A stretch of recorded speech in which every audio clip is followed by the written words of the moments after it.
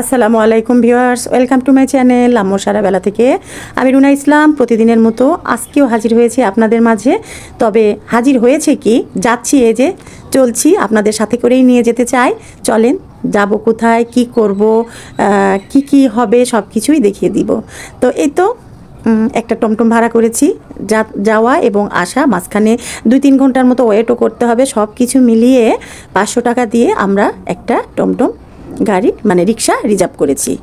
তো সেই টমটম নিয়েই চলে যাচ্ছি। আর এই তো চলে আসছি কিন্তু নওগাঁ থেকে বেশ কিছু দূর, দুবলহাটি রাজবাড়ি, দেখেই বুঝতে পারছেন। আর এখানে কিন্তু একটা বড় সড়ো লিফলেট দেওয়া আছে যেখানে সব কিছু লেখা আছে। তো আমাদের ভিতরে যাওয়ার ইচ্ছা থাকলেও কিন্তু যেতে পারছি না, কারণ আবহাওয়াটা খুব একটা ভালো ছিল না। আর আমরা পরের দিন রওনা দিব ঢাকার উদ্দেশ্যে। এই জন্যই ছোটোবেলায় একবার এসেছিলাম দুবলহাটি, তো তখন নৌকা দিয়ে আসতে হতো, এরকম কিন্তু পিচঢালা পথ ছিল না। এখন অনেক সুন্দর হয়েছে রাস্তা।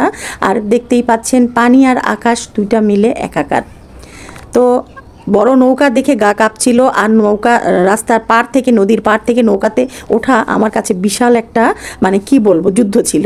তো ভয়ে ক্যামেরায় অন করে রাখছি, কিন্তু ক্যামেরার যে ভিডিওটা ধারণ করেছি সেটা কেমন যেন শর্ট হয়ে গেল, মানে ভিডিওর আকৃতি আসে নাই, তো সেটা দিতে পারছি না। তো নৌকাতে বসার পরে একটু শান্ত হয়ে তারপরে বাকি ভিডিওটা দিচ্ছি।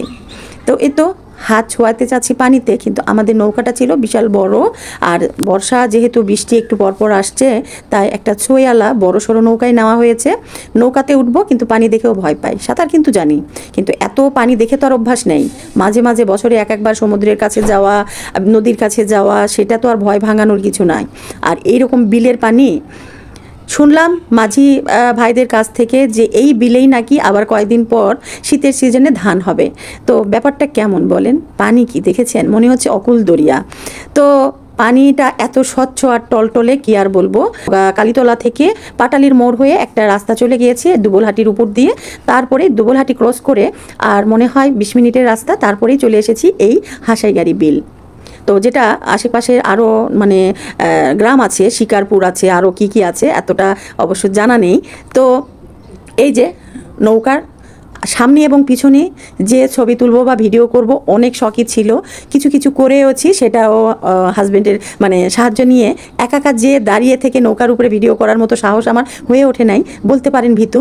তবে কি, এরই মাঝে কিন্তু বৃষ্টি এসেছে, অনেক বৃষ্টি। আর বৃষ্টির পানি যখন পানিতে পড়ছে কেমন লাগছে সেটাও কিন্তু আমি ধারণ করে নিয়েছি। অনেক দূর চলে এসেছি, প্রায় 2.25 ঘন্টা। আমরা 2 ঘন্টা 2.5 ঘন্টার জন্য নৌকাটা রিজার্ভ করেছিলাম। তো সেখানে আমাদের প্রায় 2.5 ঘন্টা, 2 ঘন্টার উপরে, 2.5 ঘন্টা পুরানা আমরা বিলের মধ্যে ঘুরে একবারে এক মাথা থেকে আর এক মাথা, মানে এটা সার্কেল অনুযায়ী নৌকাটা ঘুরলো। দেখলাম যেটা ছই আলা নৌকা নিয়ে যে খুব একটা ভালো কাজ করেছিলাম। প্রথমে রাগ করছিলাম যে খোলা আকাশ দেখবো, পানি দেখবো, পরে দেখি যে আসলেই তাই, তার সিদ্ধান্ত। 2.25 ঘন্টার উপরে নৌকাতে ঘোরাঘুরি করে পেটের ভিতরে এবার চোচো করছে, খুবই ক্ষুধা লেগেছে। আর আমি কিন্তু আগে ওকে বলে রেখেছিলাম যে বিলের পাশেই আমি কোনো খাবারের দোকানে আজকে ভাত খাবো, অন্য কিছু না। এই সিদ্দিক চাচার দোকানে কিন্তু খুবই পরিষ্কার পরিচ্ছন্ন, পরিপাটি। এই যে পিছনের দৃশ্যটা দেখায়, আর এই যে সামনে রাস্তা, রাস্তার পাশে ওই যে বিল। তো আমরা নৌকা থেকে উঠে চলে এসে এবারে ক্ষুধা লেগেছে, আর এর মধ্যে অনেক বৃষ্টি ছিল। চাচা তার দোকানটাকে তাঁবু দিয়ে ঢেকে রেখেছিল, সেগুলো সরিয়ে দিচ্ছি। এসে দেখি গ্যাসের চুলায় ভাত থকবক করে ফুটছে, আর বেশ কয়েক পদের মাছ বা মাংস রান্না করা আছে, দেখতেই পেলেন। তো সেখান থেকে আমি এই মানে বিলের মাছ নিয়েছি, সারুন পুঁটি, রুই মাছের মানে ভুনা, আর এখানে আলু দিয়ে সারুন পুঁটির চচ্চড়ি, আর হাঁসের মাংস দিতে বলেছি একটা, কারণ আমি এখানে আজকে মাছ দিয়েই ভাত খাবো। আর হাজব্যান্ডের জন্যই আসলে হাঁস নেওয়া। তো হাঁস আমি বললাম একটা দেন তাহলেই হবে। আর মাছ 2-3 ধরনের মাছ দিয়েছে, আর একটা কচুর ভর্তা।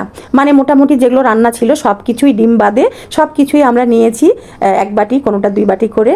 আর সেটা দিয়ে গরমা গরম 2 প্লেট করে ভাত অনায়াসে শেষ হয়ে গেছে। পেট ভরে ভাত খেয়ে ভাইরে ভাই নড়া যাচ্ছে না, এত মজা যে চাচার হাতের রান্না। আর সবচেয়ে বড় কথা হলো আমাদের নর্থ বেঙ্গলের রান্না, নওগাঁ, সান্তাহার, বগুড়ার রান্না, এটা তো মানে বলার কোনো কিছু রাখেই না যে কেমন হবে।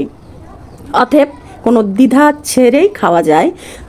পেটটা ভর্তি করে খেয়ে দিয়ে এখানেই শেষ না, এর পাশ দিয়ে যত দোকানপাট ছিল, কোনোটাতে আচার ছিল, কোনোটাতে আমরা, কোনোটাতে পেয়ারা মাখা, কোনোটাতে চটপটি ফুচকা। তবে চটপটি ফুচকা খাওয়ার মতো পজিশন আর নেই, পেটে জায়গাও নেই।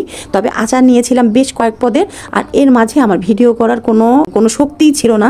খুব সুন্দর ছিল আমাদের এই নৌকা ভ্রমণ বলেন আর আমাদের এই ঘুরে বেড়ানো বলেন, মৌসুমটাও খুব সুন্দর। নিজের এলাকাতে বুঝতেই পারছেন, খুবই ভালো একটা সময় কাটিয়েছি। আর ভিডিওটা দেখেই আপনারা নিশ্চয়ই বুঝতে পারছেন। সকলকে ভিডিও দেখার আমন্ত্রণ জানিয়ে আজকে এখানেই শেষ করছি। আল্লাহ হাফেজ, শুভ বিকেল।